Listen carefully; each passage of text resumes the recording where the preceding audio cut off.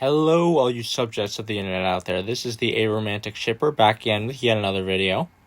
So I recently finished watching Game of Thrones for the first time with my dad. I never watched the show when it was airing. The whole political fantasy angle didn't really appeal to me all that much. But I eventually did get around to checking out the first season in 2020 when the pandemic rolled around. I did like the first season, but I didn't necessarily love it, and I wasn't really too excited about continuing the series to the end, especially considering how terribly regarded the final season was.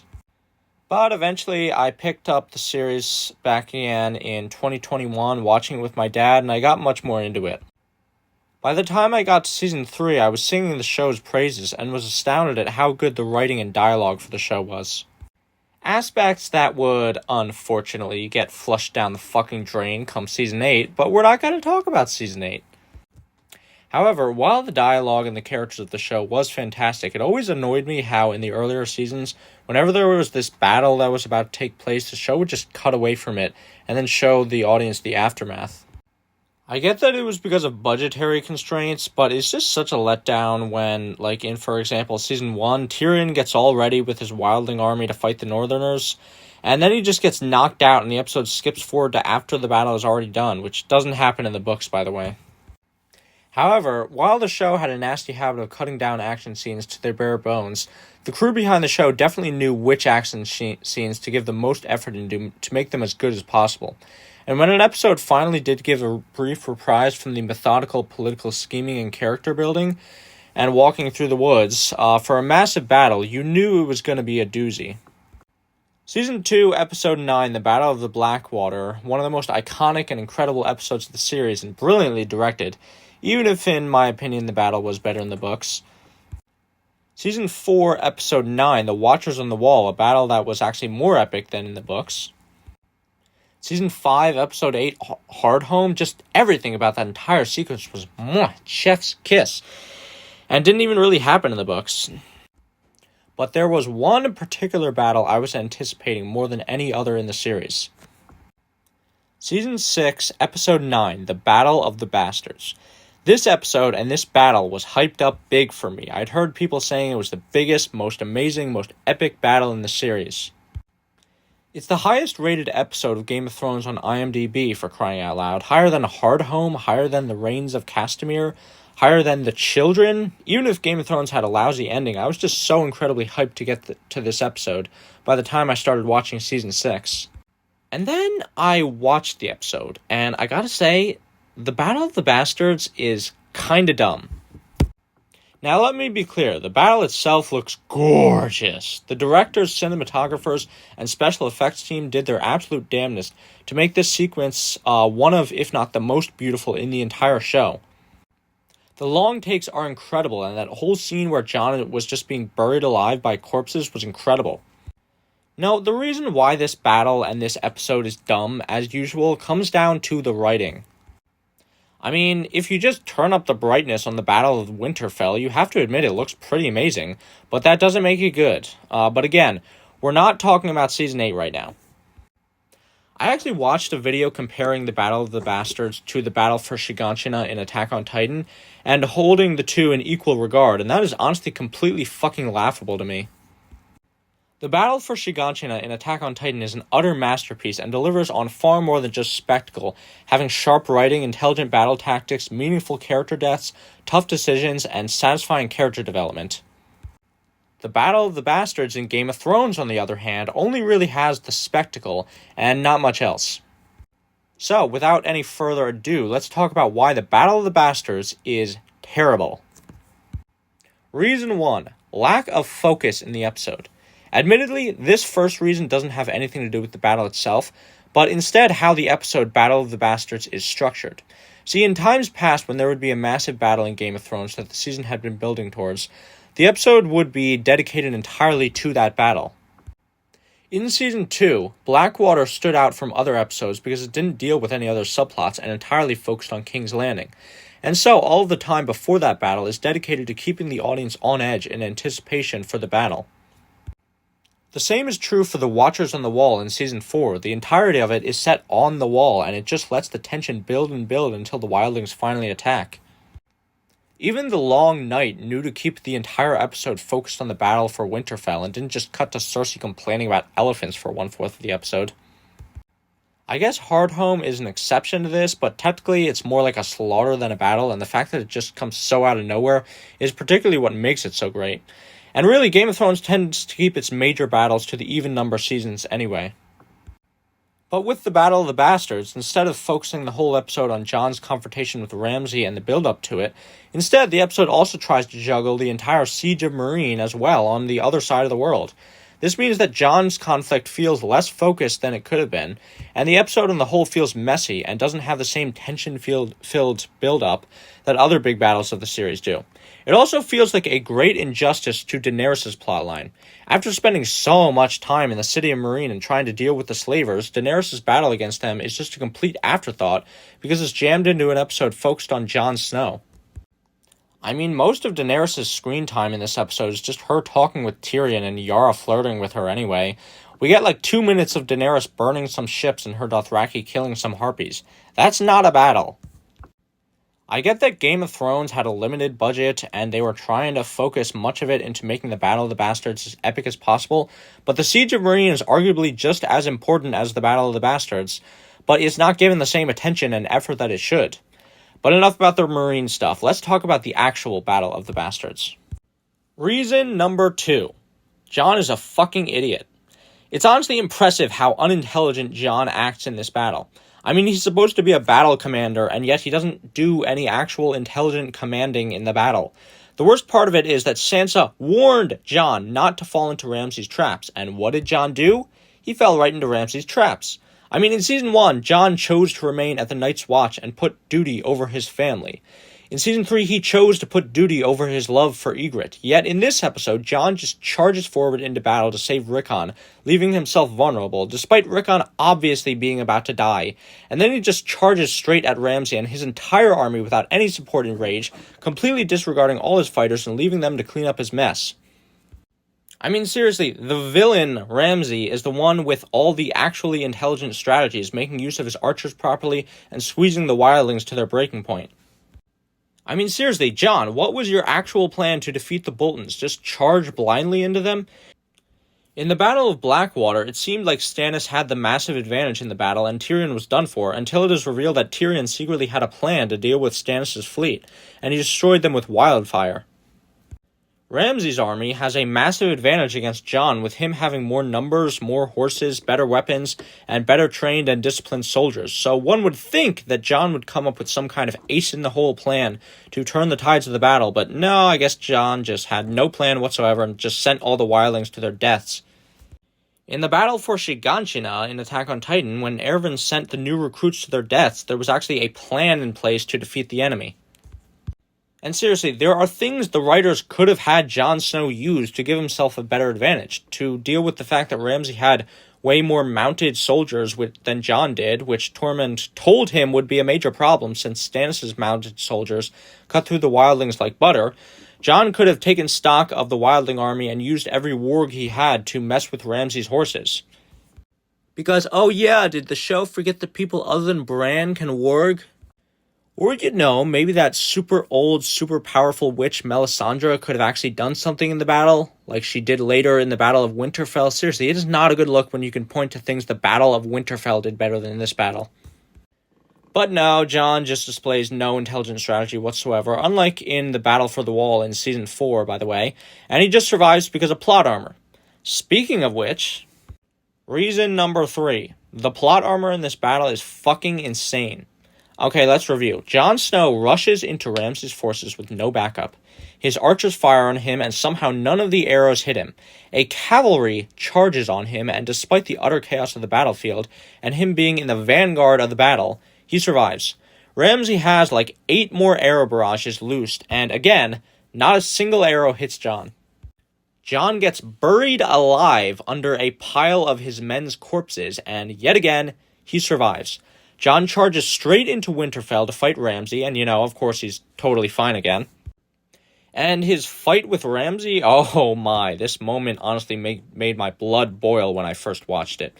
So Jon Snow, who has just fought on the front lines of a giant battle, who should be completely exhausted, who has to have bruises and broken bones aplenty from being trampled and buried by his own men, just completely obliterates Ramsay in single combat without so much as getting a single injury. How? Like, literally, Jon just walks up to Ramsay, just blocks all of his arrows with a shield, and beats him into submission without an issue. There is no way Jon should be able to beat Ramsay in his condition, especially without a fucking sword. And, like, seriously, Jon isn't fighting Sweet Robin of the Vale. He's fighting Ramsay Bolton, one of the most savage fighters in the entire series. You know, remember in Season 4 when Ramsay managed to fight off an entire elite team of some of the most experienced Ironborn warriors while shirtless? I mean, that was a stupid scene, and it's weird how the writers were intent on making Ramsay look like an unstoppable beast, when in the books he's portrayed as just an overconfident jackass.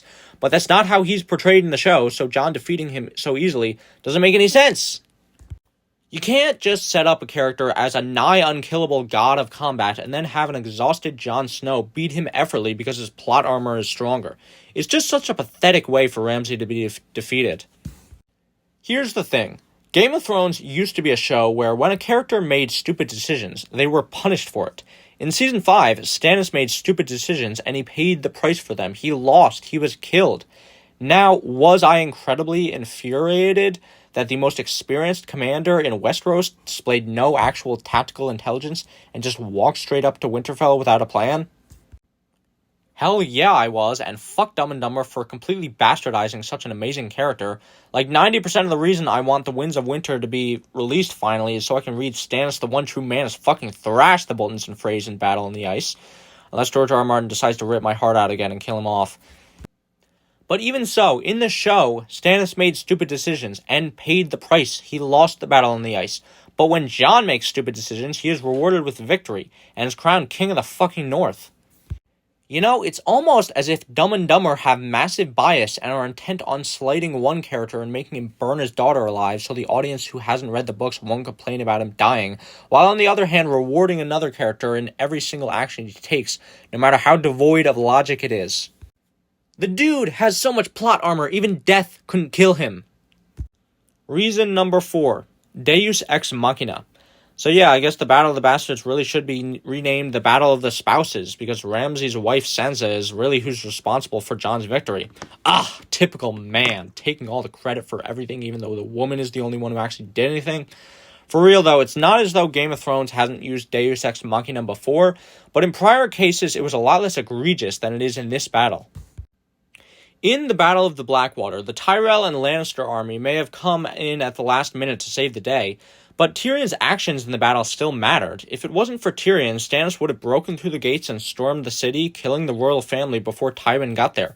His actions holding off Stannis' forces were instrumental in the Lannisters' victory. In the battle on the Wall, Stannis may have arrived to defeat the wildlings and save the day, but if it wasn't for Jon's actions in leading the Night's Watch against the wildlings, the wall would have fallen and the wildlings would have broken through before Stannis got there. Jon's actions were critically important to protecting the realm. But the Deus Ex Machina doesn't work in the Battle of the Bastards because nothing Jon or his wildling army actually did mattered. Because they aren't on defense, they are attacking Ramsay, which means that, you know, Jon could have just held off a bit and waited for the Knights of the Vale to get there before he went into battle, so he could crush the Boltons. Except, oh wait, no he couldn't, because Sansa didn't tell him that she had the Knights of the Vale. For some reason! Yeah, Jon is not the only person in this battle who acts like a complete idiot. There's just no reason whatsoever why Sansa wouldn't mention to Jon, oh hey, half-bro, you know that super powerful army with tons of mounted knights that has been untouched by war? I can literally just call it here right now, so maybe just wait a bit to attack Ramsay. Like seriously, Sansa was criticizing Jon for wanting to attack Ramsay too quickly, but she didn't fucking tell him that he had way more men than he thought if he had just waited. Why? I mean, seriously, Jon almost died in the battle, and Rickon and scores of wildlings did die, because you didn't tell Jon about the Knights of the Vale, you fucking moron! Now, I've heard some people say that, oh, well, Sansa was actually a brilliant strategist for not telling Jon about the Knights of the Vale, because that meant that Jon could provide a distraction and lure Ramsay's forces out of Winterfell, so that the Knights of the Vale would crush them.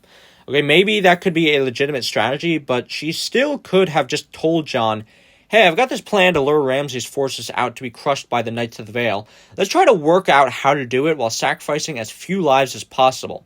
Her using the element of surprise doesn't even make sense in the first place, though. I mean, how did the Knights of the Vale get there without the Boltons knowing? Wouldn't they have had to cross Moat Caitlin, which was under Bolton control? Plus, people not knowing about the Knights of the Vale actually puts Jon at a massive disadvantage if you really think about it. A big reason why the Northerners didn't want to side with Jon is because of the bandwagon effect.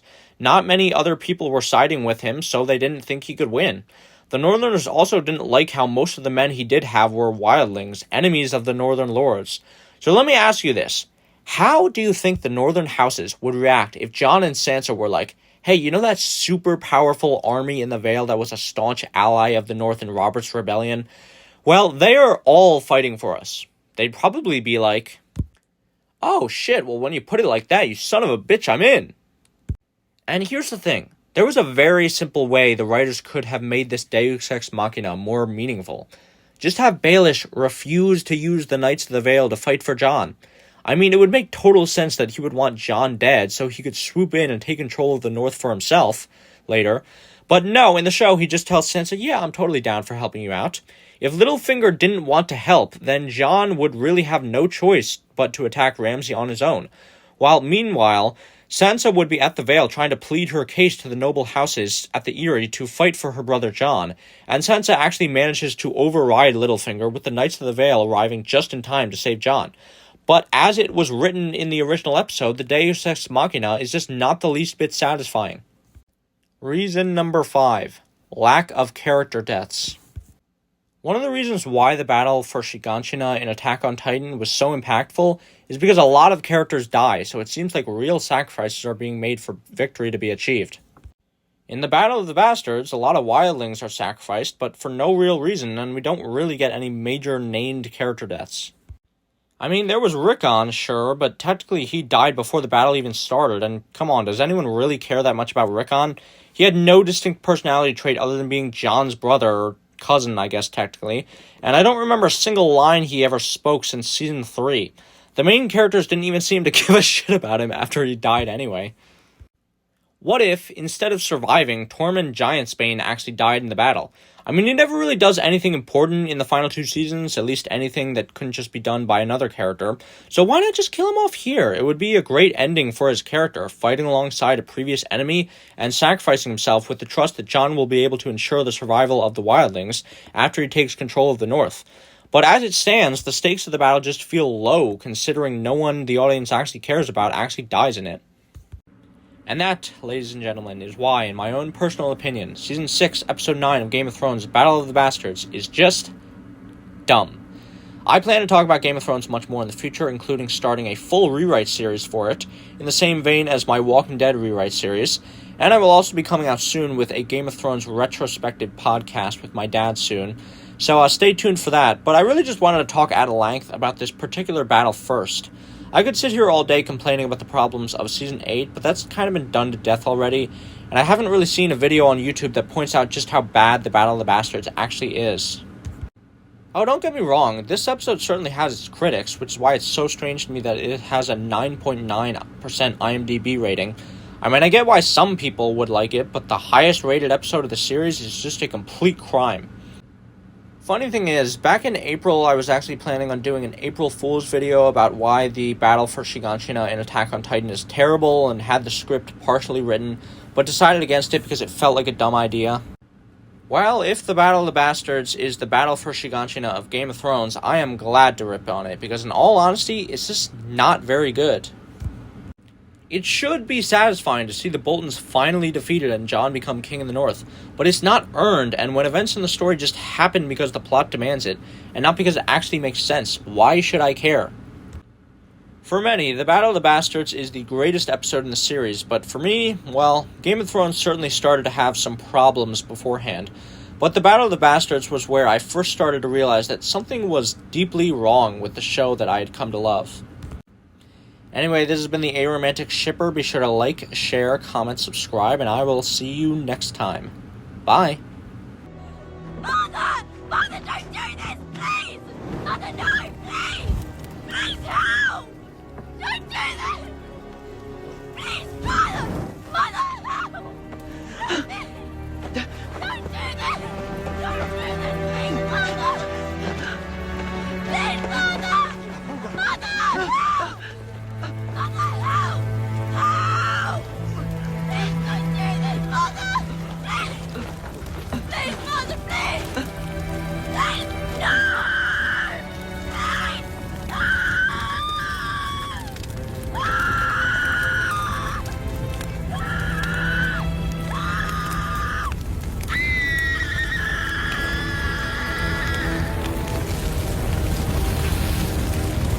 Ah, Melisandre, you were burning my daughter.